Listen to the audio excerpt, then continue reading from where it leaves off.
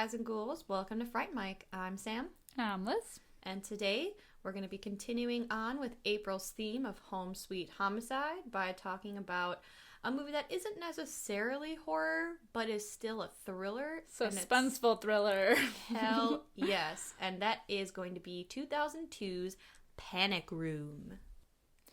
Okay, so Panic Room came out in 2002 and is currently rated 6.8 out of 10 on IMDb. And 75% on Rotten Tomatoes. That's pretty good, though. It's really good. I think it's definitely deserving. Yeah. This movie is awesome. I'm trying to remember the first time I saw this movie. I definitely didn't see it when it came out in theaters, I'm pretty sure. Me either. I don't even remember. I have, no memory of, the first time I watched it. But I know that I did see it prior to this viewing. I will tell you exactly when I watched this movie for the first time. It was yesterday. And it was so good. I didn't even know, because I do like David Fincher. Yeah. And I didn't realize that it was a David Fincher movie, because I'm a huge fan of, Benjamin Button and The Girl with the Dragon Tattoo. Fight Club. Fight Club. He also did Seven. Yeah. I think I even saw he did, Alien 3 or something. Yeah. But you can definitely tell it's a David Fincher movie. It's dark and it's gritty. Oh, hell yeah. But it's super good. I am a little upset that it took me this long to watch it. Yeah. I feel like there's some directors, just, offhand, they have, that, you can tell it's their kind of movie just based off of coloring. I think it's, him and, I want to say it's, Zack Snyder. He does, he always has, a tone to his movies, with color and everything. But, yeah, definitely you can tell that it's a David Fincher movie based off of the color scheme chosen. Yes. Everything's very dark or, very gray. monochrome. Yeah. Mm-hmm. No, it's good. I think it still holds up pretty well, so. I think so, too, for sure. But the Panic Room stars Jodie Foster and a very young Kristen Stewart. And Jared Leto with cornrows. This is actually his second David Fincher movie. Yeah, yes. I heard about that, too, because he was in Fight Club. He was, yeah. Yeah. Yeah, that's...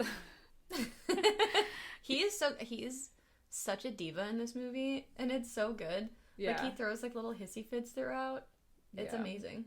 He's come so far. He now has. he's, a full-blown actor. I know. Sweet baby. I used to have such a crush on Jared Leto, too, when he was in Requiem for a Dream. Oh, yeah. And he's got those big, God, blue saucer eyes. That movie is so heavy. I watched it once and... Never again. Yeah. Man, I need a palate cleanser after that. That's one of those movies that you only have to see once, and, yeah, you're good. Yeah, I'm good for a while on that one. That's how I felt about Mother, too. Oh, that's an anxiety Jennifer attack. Lawrence movie, yeah, that's what I always tell people when they're like, what is that movie? I'm like, well, if anxiety was a movie, it would be that movie. Yes, exactly. But Panic Room is about a divorced woman, Jodie Foster, and her young daughter. They are looking for, freshly divorced, but they're looking for a new house. Yeah. A brownstone in New York. Oh. Manhattan. They find a really nice one, too. It's 4 floors. Yeah. For 2 people. Yeah, for 2 people. Easily, millions of dollars now. Yeah. I feel millions of dollars even back then. Yeah. It has an elevator in it. Yeah. In New York. In Manhattan. Yeah. Oh, okay, ma'am. She has no problem affording that, though. That's the thing that's funny about it in the beginning, because the realtor even asks her what she does for a living, and she's like, oh, I'm going back to school. But her ex-husband was in pharmaceuticals, so, there mad it money. is. He's getting that mad money. Well, even, later in the film, what's his name? Forrest Whitaker is like, your parents are rich. And she's like, my dad's rich. My mom's just mad. Yeah, that revenge money. Right? Shit. Spending all of that alimony. Oh, hell yeah. Oh, man. Should we get into it? Yes. All right, let's go. So how does the movie open up? Well, it actually opens with kind of a cool, opening credit. Yeah, those are dope. With, it's the words go over, the cityscape. I heard that took, a really long time to do, too. Probably. Yeah. But it looks dope. Yeah, they're, fit in within the buildings. It just shows, different parts of New York with their, like the actors' names are like directed by like all of that, like the opening credits over like the cityscape, which is really cool. Mm-hmm. Yeah, but then it just kind of jumps right into them looking for their house, and it's like a popular neighborhood, so they're like, you need to act fast on this. Yeah, like it'll be gone the second you blink. Yeah. So they end up taking it. It's really like we said, it's really cool too. Like, it's got an elevator. Yeah. It's got hardwood floors. It's got, I mean, honestly, any room you could think of that you could possibly need in a home and more. And the more is that it happens to come with a panic room, which really creeps her out at first because she's just like, what? Like, what do I... What? Yeah. And then you find out that she's claustrophobic too, because they close the panic room doors. And she's like, please open them, please open them. Yeah. So you find that out about her. But apparently the rich people of New York have... the realtor says that this is pretty popular for them to have. It's like a new trend where they're all creating these like panic room type things, you know, in case you get robbed. So it's got like a special door that closes, and there's monitors and screens inside with cameras all around the house. And it's got a phone with a separate line, so that way if somebody breaking in cuts the phone line, then they're not cutting that security phone. You can still make a call out to 911. I never even knew this was a thing. I mean, I know there's like bomb shelters or like tornado shelters, but I've never been rich enough to know anyone that's ever had a panic room. But it's kind of a cool concept. See, I never knew that they were called panic rooms, but I was just very paranoid. Like, my mom is a huge storm chaser in a way, and she always, every time there would be a huge storm, or like it seemed like there was a tornado when we were little, she'd be like, it's coming to take us. And, you know, just going through like fire safety and all that when you're little, they tell you can only take one thing out of the house. I was so paranoid. I put all of my precious belongings in one box, because that way my one item that I'm taking out of a fire is a box full of my shit. Ergo, I get more things out of it. But you start chucking stuff out the window. Yeah. But I always was convinced that some kind of disaster was going to happen. So my dream home when I was little was that I was going to have a shit shack on, like, the surface. And you open this, like, door, and there's just, like, a whole, essentially, bomb shelter / panic room. Like, 10 feet under the Earth's surface. And... oh, I would die. Oh. I can't even imagine being that far underground. Well, now being an adult, I'm like, this is the stupidest thing I ever heard. Like, I couldn't do it. But as a kid, I'm like, this is genius. My panic room would be like, especially if it was off my bedroom, it would be like my snack room. Like, I don't want to walk down five flights of stairs, so that's where I'm keeping my snacks. Fact, man. That's a good idea. So they move in, and they're going to bed, and we notice that they kind of like, when she's putting her daughter to bed and like kind of tucking her in a little bit, that we notice that there's a mini fridge next to the daughter's bed, indicating that is diabetic, because there's boxes of insulin, which comes into play later on. Yes. Also, just shout out to Kristen Stewart's Sid Vicious shirt. Oh yeah, I noticed that too. Mm-hmm. She's wearing this dope shirt. God, she was so young. I know. I want to say this was like one of her first movies. I think so. It's gotta be. Yeah. Because I don't remember seeing her in anything before this. Me either. I mean, I'm not a big Kristen Stewart buff, but... yeah, I don't know her life story, but it had to be very early in her career. Yeah. You know, fun fact, actually. I heard that DeVay Chase was supposed to play Kristen Stewart's character, but David Fincher found her to be annoying. Oh. So they replaced her, and DeVay Chase is actually the actress that plays Samara, so... Ooh. The little girl that scared the shit out of me apparently didn't get this role. Sucks to be you, nerd. Yeah. Ugh. But anyhow. So they even talk about how she hooked up the phone line. Yeah. Which comes into play. Mm-hmm. So then, yeah, I think it's like their first... It's literally their first night there. Like, they order a pizza, they are, like, unpacking some stuff, but they are, like, fresh in this house, like, first night. And then all hell breaks loose. All hell breaks loose. Jodie Foster, her character's name is Meg, and her daughter's name is Sarah.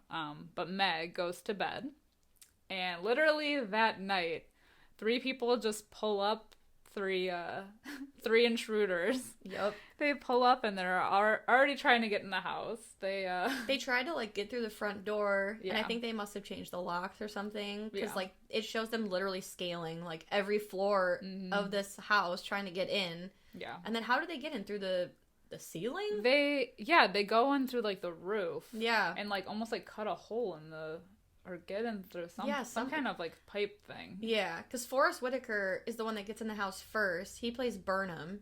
And then Jared Leto's character is Junior. And then you've got Dwight Yoakam is this mysterious character named Raoul, who like is a creep. Yeah, he's a crackhead. I guess he like wasn't supposed to be there. And when Burnham asks like, "Who's this?" Jared Leto goes, "This is Raoul." And he goes, "Who are you?" And he just goes, "I'm Raoul." "Oh, thanks, pal." So creep. they all come in the house and they're kind of silently arguing because they see all this stuff and they're like, "What the hell is this, man? This isn't part of the plan." Because you find out Burnham works for a security company and they weren't supposed to be in the house for like another week. Yeah, so they're breaking in to get something, which we're not sure of yet, but it seems like they weren't supposed to be there. Right, like, this was supposed to be like an easy job. Yeah, they're and just now breaking into the house. Yeah. And yeah, Yes. so, but he notices the nightlight in the bathroom. Yes. Like, obviously, like, you can see the boxes all around, but the first thing he notices is the nightlight in the bathroom. And he's like, what? Yep. So he goes to see, like, kind of scale the house, and he notices two people. He notices Sarah first, and then Meg. Yeah, the scene with, where he's, like, behind Meg, like, you can see where, like, a close-up shot of her face laying in bed, and it's like horizontal, and the camera like pans to be like vertical because you can see, and you see his outline in the doorway. It's kind of cool. Yeah, and the fact that she's awake too. Yeah, because she wakes up in the middle of the night to like go to the bathroom. Yeah, and she's laying there. Yeah, and you can see it's you just miss him. It's so good. It's almost like reminiscent of The Strangers. Yeah, but somehow like less dangerous. I don't know. Yeah, no, really. Like, and the other thing I thought, for like just off the bat with this movie, that I really liked was the camera work. Yeah, there were a lot of really cool scenes, especially when they're trying to break into the house at first, where like the camera like kind of like pans over to the front so you can see it, but it like follows them like where they're going, and it like moves over onto like the next window and then goes up, and it's like through the like the woodwork of the house. It's to, like very smooth panning shots. Yeah, it was really cool. It was even cool, too, another shot that I noticed. Like, I really thought it was cool when we get a shot of the concrete wall, and you can see, like, these minuscule little pieces falling off the wall from the noise or whatever. Yeah. That was so cool. Yeah. It just, like, the smooth camera work was really, like, a nice touch. It was. It was. So they notice that they're in, but Forrest Whitaker lets the other two guys through the front door. And lets them know really loudly. They're being like really loud this whole time. And I know that there's like 4 or 5 floors to this place, but like I don't know how you wouldn't notice. Right. But he's letting them know that, really. He lets them know that there's other people in the house, and they still kind of want to move forward with the job, because we find out that there's actually $3 million that they're after. That's in the house, and they're just kind of like, well, we gotta try to do this, and we'll see what happens. Right. And like Forrest Whitaker's character, he's kind of like against it at first, because he's like, this wasn't part of the plan, like I don't hurt people. Yeah. And Junior and Raoul are like, nope, we're doing it. Yeah. So Raoul doesn't seem to have a problem with hurting anybody. Not at all. He's a piece of shit. Yeah, so basically, like, Meg, she gets up and she notices 3 men on the security camera. Yeah, because she left the light on. Yeah, she left the light on. She goes to turn it. Yeah. Mm-hmm. And she's like, oh, shit. So she runs and she goes to get Meg. Sarah. Nope, yep, Sarah. Daughter. We're going to be doing that a lot. Yeah. And the men come, like, they see her, and so they basically run into the elevator. Yeah. And they're starting to take it down. Yeah.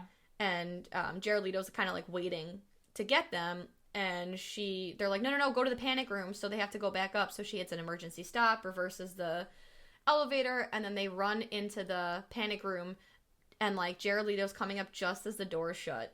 Ooh, just in the nick of time. Literally, it's so tense. Oh, man. And then immediately Meg starts trying to, like, use the phone that's in there. Yep. But realizes, like, I mean, it's their first night there. She didn't set up that phone line, only their main phone line. Yeah. But so she never hooked it up, so obviously it doesn't work. But, and then, but she does find that PA system where she can talk to them, but she can't hear what they're saying back. Right, like it's a PA, not an intercom. So, like, yeah, she can talk to them, and they're kind of communicating through this. Like, she's speaking out through the PA system. Yeah. And they're looking up at the camera and holding signs. Yeah. And that's how they're kind of communicating. Yeah. Which is, it's really funny because Sarah tells Meg, like, they're communicating, and she's like, get out of my house. And Sarah's like, say fuck. And she just goes, fuck. And then she's like, no, Mom, get the fuck out of my house. She's like, get the fuck out of my house. Never been a badass. Right. So funny. But basically, they kind of tell her, like, they know. Because she tells them, oh, the police are on their way. And because Burnham works for a security company, he knows that that's not true. So he basically lets her know. He knows that there's no phone. Mm-hmm. And she goes, take whatever you want and just get out of my house. And then you find out that it's a little more, uncomfortable and, like, complicated because you find out what they want is in that panic room. Yeah. So they basically need to try to figure out how to drive them out because it's, like, enforced with steel. Yeah. Like, what is it, like? It's concrete encased in, or steel encased in concrete. Yeah. So Burnham's like, I designed things like this to keep people like us out. So the only way for us to get in there is by getting them out. Yeah. So this is where everything gets tense. So the girls are kind of watching the cameras. They decide that they want to, like, screw the doors closed or, like, shut so that they can't get out even if they do get out of that room. Right. So then they can't, like, call for help or signal for help or anything like that. Yeah. And then Raul and Junior, Jared Leto, they decide to, like, go in from underneath, where Forrest Whitaker's like, no, it's gonna be, like, 3 feet of steel. Like, you're not gonna be able to just hammer on in there. And they're like, no, we're gonna do it anyway. Right, yeah, they look at him for, like, a second, and then they just keep doing it. Yeah, so they're, like, busy trying to, like, bust into the bottom of, like, the panic room. Yeah. Or from below or whatever, and he's still nailing the doors shut. Yeah.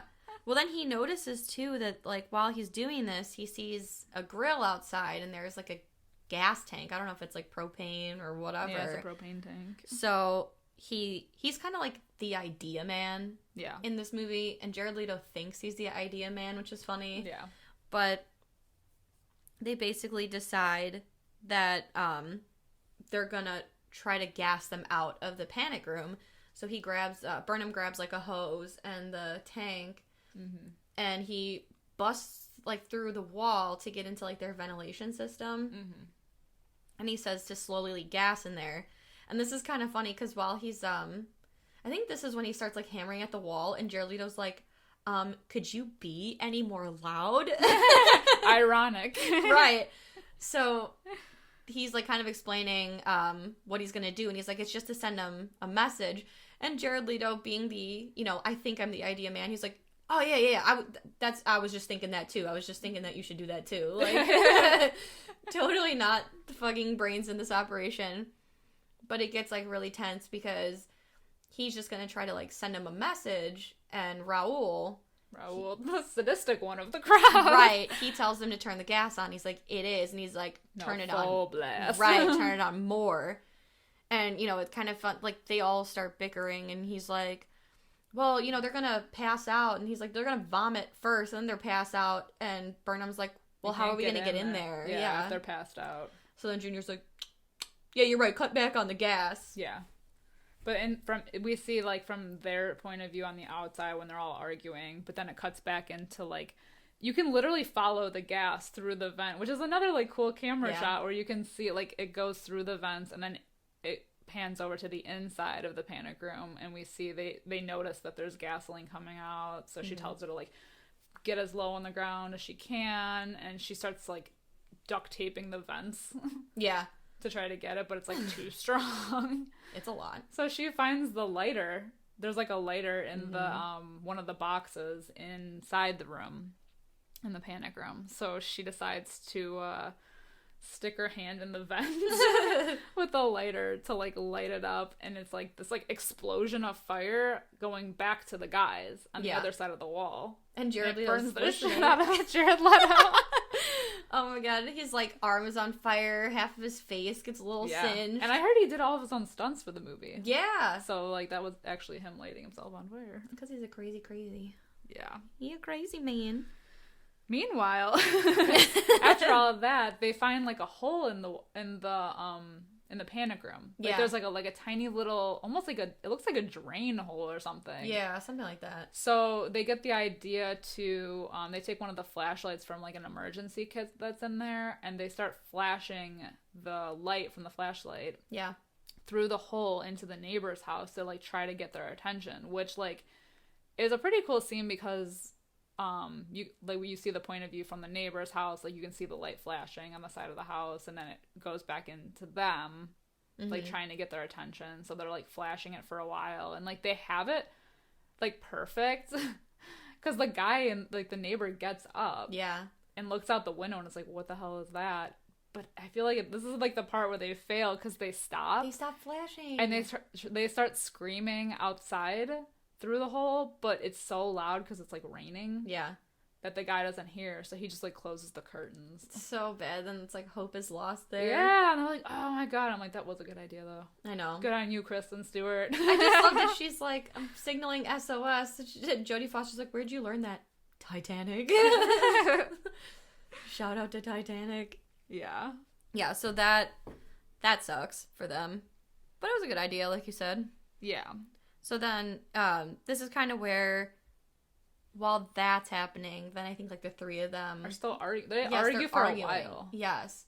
But they go downstairs to argue. Yeah. Well, this is like how you can tell there's a divide forming between like Raoul and Burnham, because like Burnham is like the idea guy, so he's kind of like the one leading this whole thing. Yeah. Junior thinks he's leading it, but Raoul, he's kind of like the secret muscle. Yeah. So like he's kind of struggling with Burnham, so he tells him like, let's go downstairs, and then Burnham comes to go like with them, and he goes, no, not you. Yeah. And so he's only arguing with Junior. Yeah. And that's when you find out that Junior is like a trust fund baby.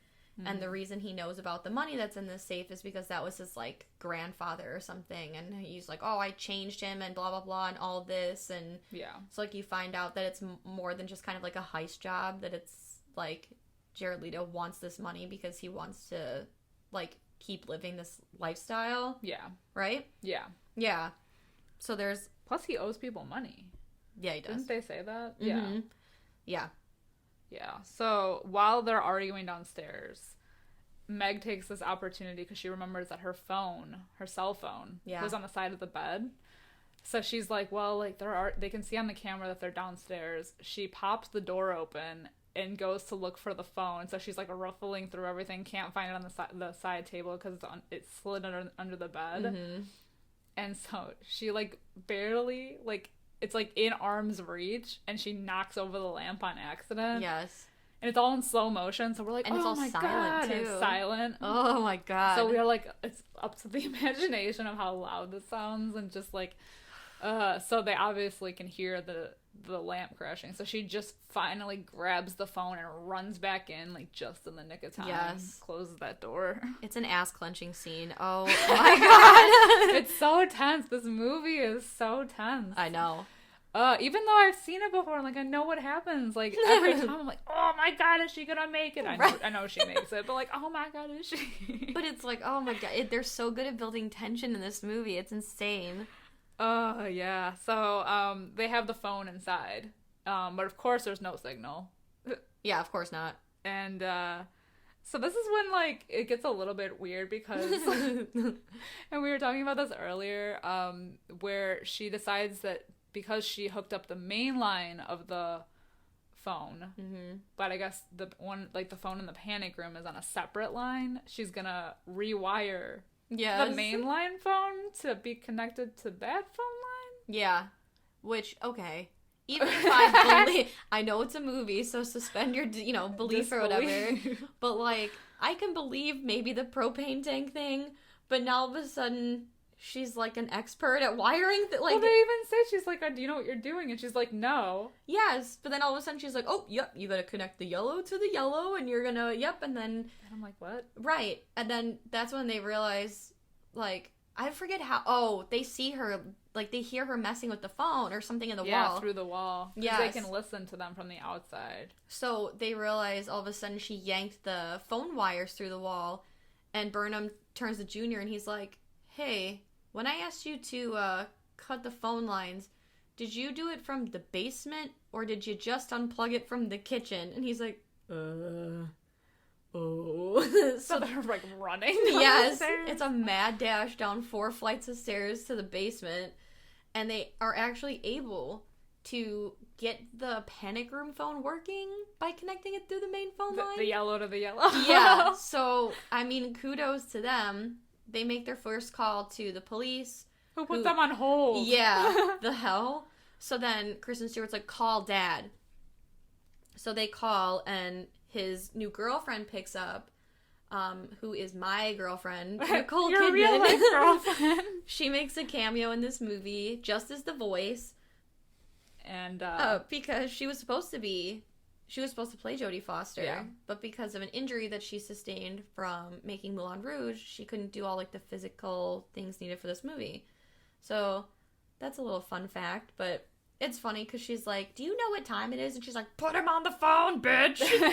So they are able to connect to their dad, or to Kristen Stewart's dad, and she's like, there are 3 men, blah, blah, blah, and... we're in trouble. Yeah, and before they can get any more details... the phone line is dead. Yes.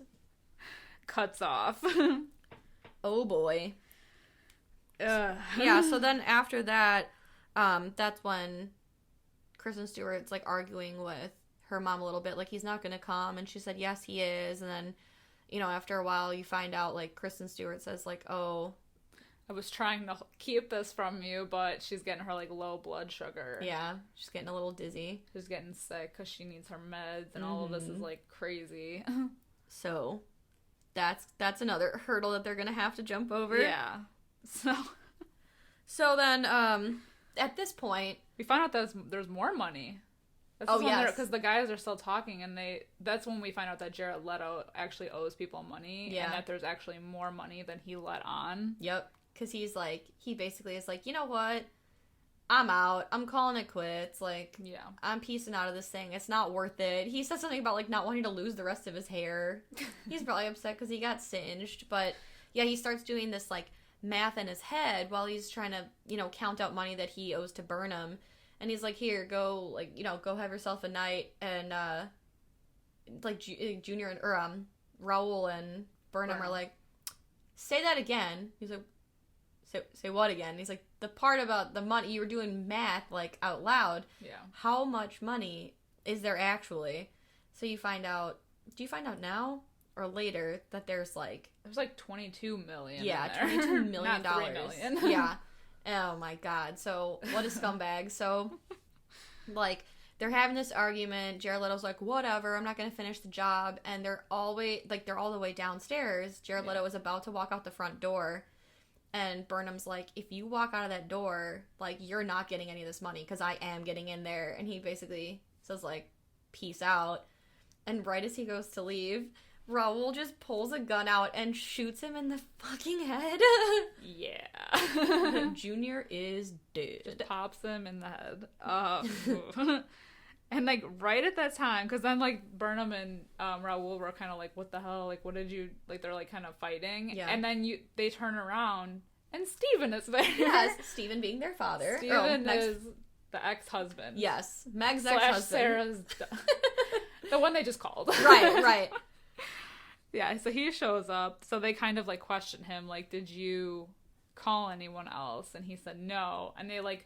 rough him up a bit. Yeah, they're like, did you call the police? And he says no. And then that's when Raul starts to get, like, a big dick boner, and he's like, yeah, I know he's telling the truth, because when I point my gun at people, they usually don't lie. So, like... I like your Raul impression. I'm sorry, Dwight Yoakam. They decide to use him as leverage to get the girls to open the door. But at the same time that all this is happening, Sarah has her first, like, attack, like, low blood sugar attack. Yeah, she has, like, a seizure. Yeah. It's really weird. We get a close-up of her toes. Yeah. And they're all, like, curled. Yeah, but it's, like, really well acted. Yeah. I think. Very like, intense. she does, like, a really, I mean, obviously it's, like, the makeup department, but, like, she does a really good job of, like, looking like she's sick. Yeah. Like, yeah. And, like, yeah. And, like, it's like, so gradual. I mean, they're already in this, like, bad lighting, and it's pale and everything. Yes. But she, like, is, like, she looks good. Yeah, she looks good for being... She looks not good. She looks good at not looking not good. Exactly. So she has her attack, and then the guys are kind of... They do their old little switcheroo act. Yeah, so they pull a fast one over on us. They switch the clothes on Steven and Raul. Yeah. So that it looks like Steven is passed out in the bedroom right outside of the panic room. And it looks like the other two guys are downstairs. Yeah. So Jodie Foster, like, realizes that she has to go get her meds or her daughter's gonna die. So she sneaks out. Doesn't really check on Steven. It's kind of just like, Steven realizes he's, like, unconscious on the bed, but he's, like, face down, so we don't see him. So she, like, runs to go get the meds. And then the men get in, because then we see that it's the wrong person, because Raul then stands up in Steven's coat and gets into the room. So they get into the panic room, and she tries to go back, and then they end up locking themselves in with Sarah. But not before she's able to slide that med bag in. Oh, yeah, that shot. Yep, and then Raul's fingers get stuck in the door. Poor Raul. He's having a rough day. I know, which is interesting. Because she did say, like, when they were touring the house in the panic room, she's like, oh, it's not very safe with these doors. Yeah. And he said that if there's something blocking the way, that, oh, I guess it's the sensors. Yeah, I think it was the sensor. Okay. Yeah, because there's one at the eyes and one at the ankles. Yeah. And he was, like, underneath that. Yes. Or in between that. Yeah. Okay, so that makes sense. Yeah, so R.I.P. Raul's fingers.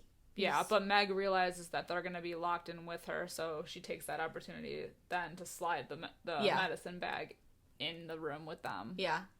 And then through the PA system, she tells them that she needs... But that's weird, because they weren't able to communicate with her before. I think because she finds the speaker. Probably because they couldn't find it. Yeah. Maybe. I don't know. I thought that too, though. Because she was like, oh, well, there's no way that they can talk back, I thought. I don't know. It's so weird. Yeah. But somehow she finds the speaker that she can then buzz in and talk to them in the panic room. Yeah. And she tells them that her daughter needs the medicine, that she's really sick, and, like, she needs the injection. Yeah. So they basically say, like, we know that you have Raul's gun, because she was able to, like, right? Is it this point, right? Because she pulls his jacket off. Yeah. And it's got the gun in it. Yeah. Yeah, so, like, they're like, we know you have his gun.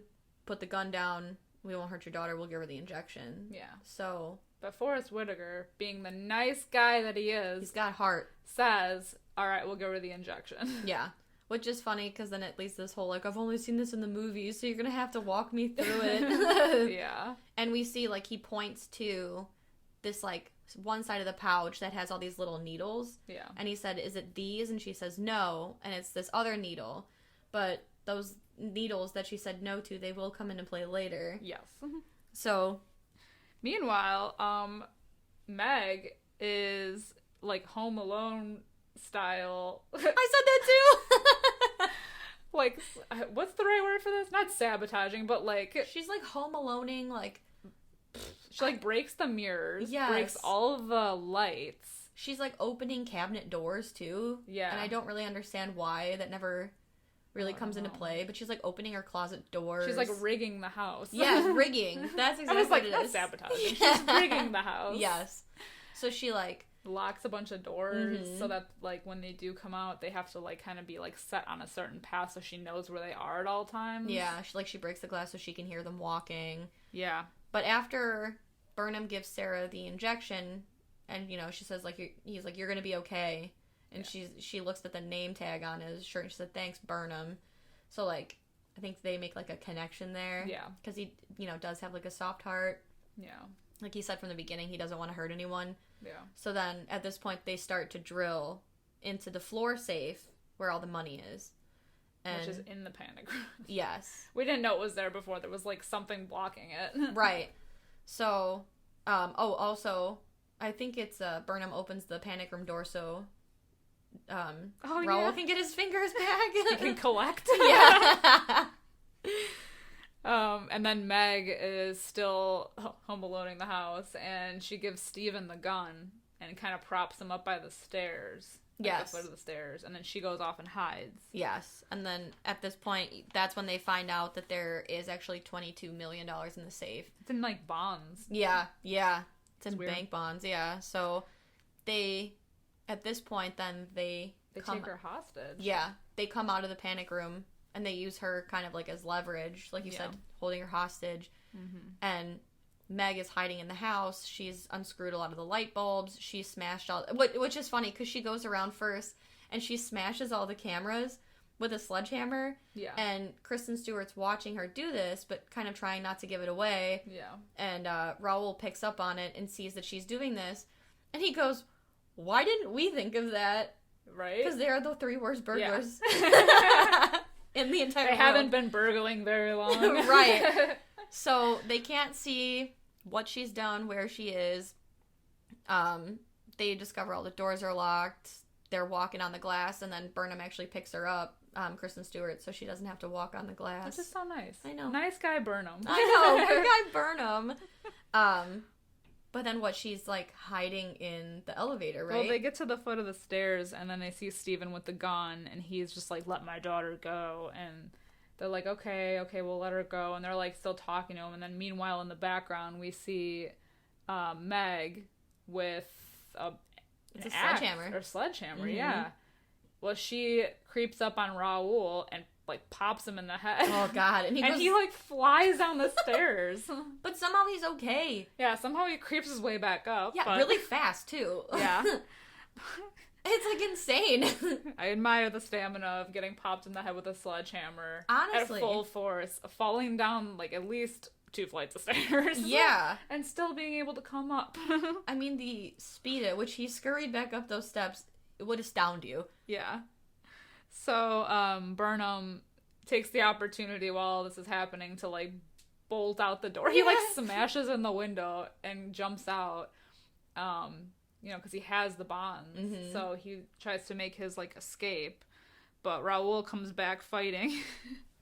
He comes back. And he's fighting with, like, Jodie Foster, and then he, like, punches Kristen Stewart in the face, which I was like, Jesus. And she goes, like, skidding across the room. Like, he really does pop her a good one. Yeah, like, right square in the face. Yeah.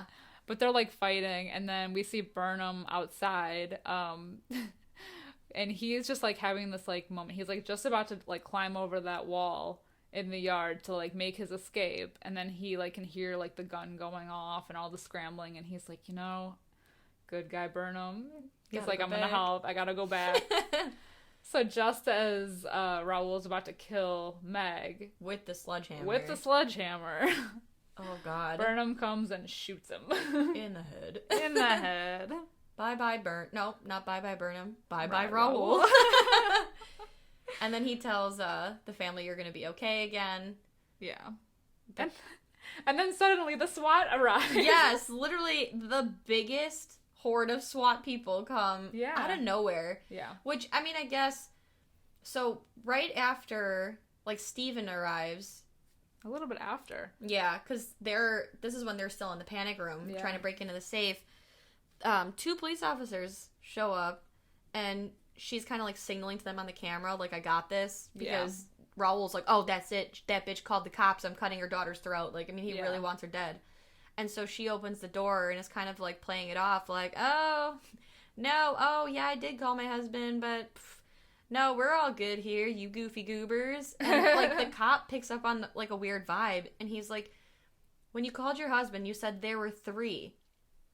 What were you gonna say? Like, maybe you can't say something, but you should signal. By blinking. Yes, if you catch my drift. And she just does not do it. She's like, No, what I was gonna say was like, there were 3 things I would do to you if you were in this bed, but thank God I hung up so that way my ex wouldn't have to hear, like, whatever. And she totally plays it off, and the cop's still like, are you sure? Yeah. She's like, get out of here, you. Yeah. So we can only assume then. The cops from earlier. Yeah. Picked up on what she was putting down, but not really putting down. Right. It was so bizarre. But they called the whole force in. Literally, like, 1,000, like, it was like 300. Yeah.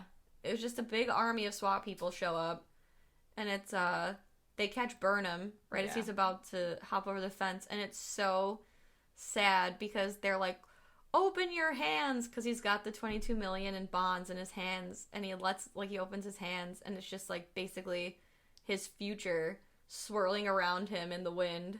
Yeah. All gone.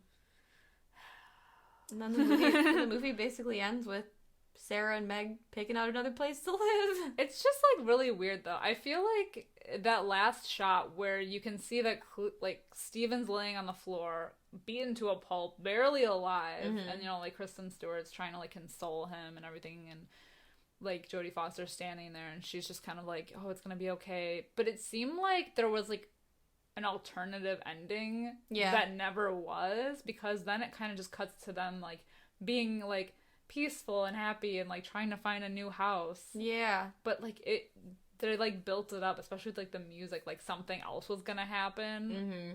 No, I agree. It's just, like, a very weird scene. Like, it's a weird transition. Not how I thought it would end. Yeah. Yeah. But it was a ride. Yeah. What would you rate this movie? So it's definitely not perfect, but it was still really enjoyable.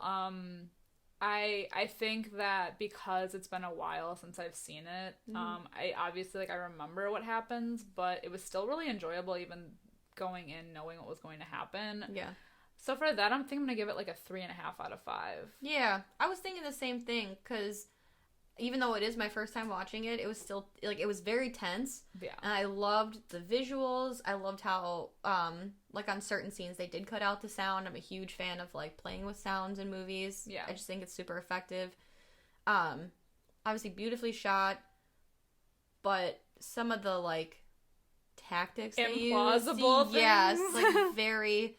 Like, she's just like, oh, yeah, I'm just a divorced woman who doesn't know anything. And then she's hardwiring phones and, like, setting things on fire. Even the fire was like, okay. Yeah. I don't know if that's how that works. Right. So it's just a little unbelievable as far as that goes. But, yeah. If you dropped that, though. Like, yeah.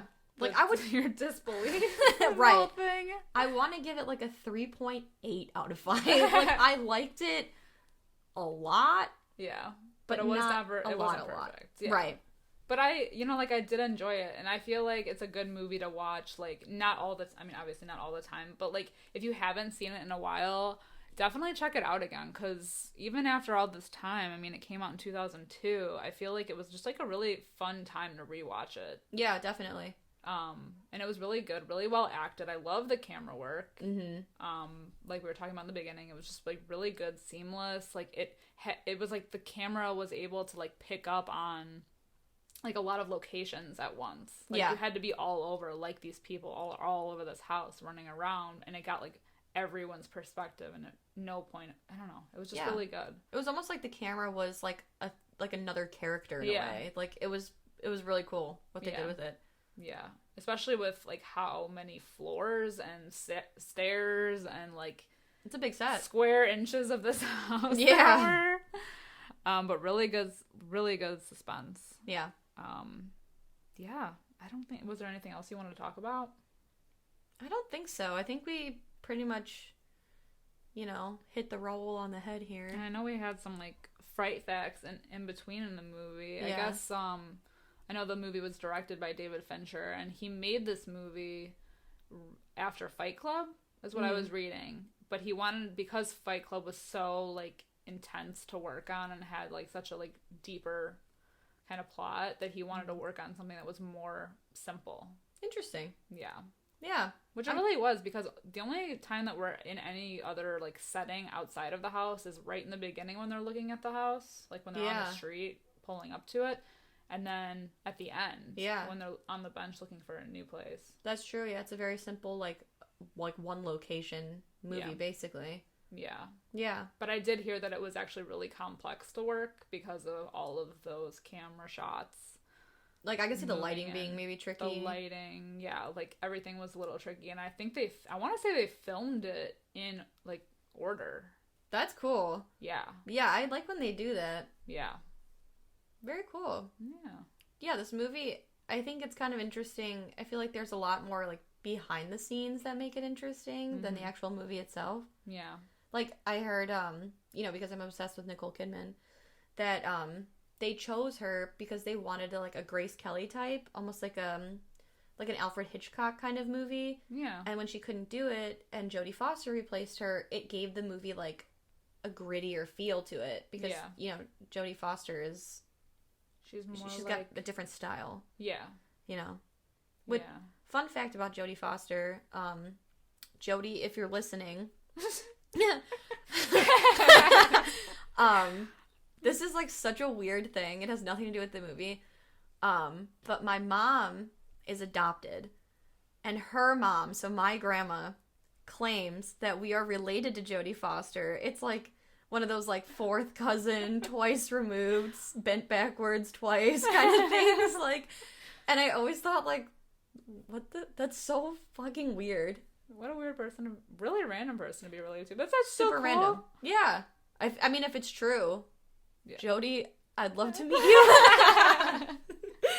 But yeah, I don't know if there's any truth to it or not. It's just something I heard. She's more like scrappy. She is very scrappy. That's what I was trying to think of, like the word when you were saying that they chose her instead of Nicole Kidman. I'm like, she's like more scrappy. Like I think she looks like she's short, so I feel like she's probably shorter than Nicole Kidman. She's like got more like, I don't know. Well, they say that when they were filming this, Kristen Stewart had grown so much that by the end of filming, she was taller than Jodie Foster. Really? Yeah, so she must be short, right? Yeah. I feel like if Nicole Kidman had been the original main character, it would have had like an entirely different feel. Oh, yeah. Would have been a totally different movie. Yeah, because I don't know. Does Nicole Kidman... I can't think of like an action movie that she's in, really. Yeah. Where she's like running around. No, I don't think so. Not that I can think of. If I'm wrong about that, someone let me know. I feel like I should know that because I'm obsessed with her. Yeah. But, I mean, she was in the others and she kind of ran around. But not to, like, it wasn't this kind of action, though. I can't think of a single movie she was in that's, like, a knockout, drag-out, like, bloody kind of fight movie. Yeah. I don't know. That's crazy. Yeah. Yeah, I know. She's just so graceful and elegant. Well, let us know if you guys have seen this movie, what you guys think. And if you haven't watched it in a while, I highly recommend watching it again. It's really entertaining, really suspenseful. Yeah. It's a real nail-biter. It truly is, like I said, an ass-clenching movie. It's so good. And like I said, it's 2002. I just watched it literally 24 hours ago, and I thought it was fantastic. So it holds up. Yeah, it really does. There's nothing in it that gives it away that it's, like, an older movie, maybe the phone, but like... Yeah, she has, like, one of those Nokia, like, brick phones. Yeah, but other than that, I mean, it was good. It was really entertaining. Yeah. Yeah, so let us know if you guys have seen it, and tweet at us. We're on Instagram and Facebook. Let us know what you guys think about it, what you would rate on it. What kind of, like, home invasion movies do you guys like? Yeah. Let us know. But until next time, I'm Liz. And I'm Sam. Rest in peace.